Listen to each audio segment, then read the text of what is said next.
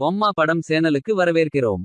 நதி நீலவண்ணம். ஒரு மலை கிராமத்தில் அமைதியாக வாழ்ந்த ஸ்ருதி, அசுகா மற்றும் ரவி என்ற 3 சிறுவர்கள்.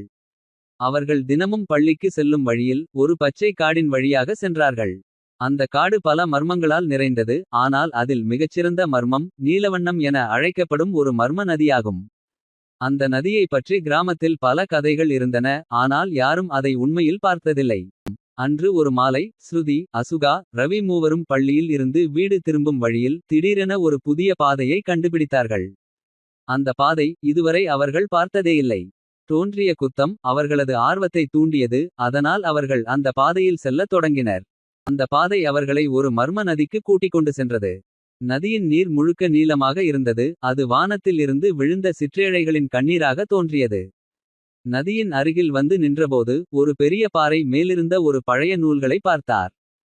அந்த நூல் நீலவண்ணம் என்ற பழைய தெய்வத்தின் கதையை விவரித்தது. அதன்படி நீலவண்ணம் ஒரு தெய்வத்தின் கண்ணீர் என போற்றப்பட்டது. அவன் ஒரு முறை இவ்வுலகில் மனிதர்களை அனுபவிக்க வந்தான். அவன் மனிதர்களின் துன்பங்களை கண்டபோது அவனது கண்ணீர் நதியாக மாற்றப்பட்டது. அவன் சொன்னதுபடி அந்த நதியின் நீர் மனிதர்களின் துன்பங்களை மாற்றும் சக்தி கொண்டது. அப்போது ஸ்ருதி, அசுகா, ரவி மூவரும் தங்கள் வாழ்க்கையில் ஏற்பட்ட துன்பங்களை நினைத்தார்கள். ஸ்ருதி தனது தாயின் மரணத்தால் துன்பத்தில் இருந்தாள். அசுகா தனது தந்தையின் வேலை இழப்பால் துன்பம் அடைந்திருந்தான். ரவி தனது குடும்பத்தின் வறுமையால் சோர்ந்திருந்தான்.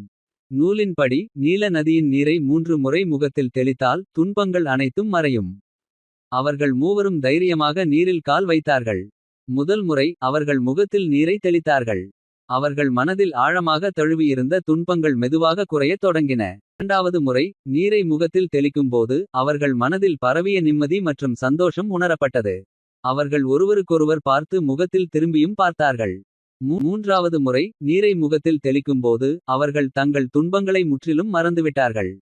மனதில் தெளிவு, அமைதி மற்றும் சந்தோஷம் நிறைந்தது. அப்போது ஒரு அசரீரி குரல் கேட்டது. நீங்கள் உண்மையில் துன்பம் அடைந்தபோது ஒருவரை நம்பிக்கொள்ள வேண்டும். துன்பங்கள் தாங்க முடியாத அளவுக்கு வந்தாலும் அதை முடித்து விடாமல் அதனை சமாளிக்க வேண்டும். ஸ்ருதி, அசுகா, ரவி மூவரும் உண்மையிலேயே தங்கள் துன்பங்களை அடைந்தனர். ஆனால் அந்த நதியின் நீர் அவர்களை சிந்திக்க வைத்தது.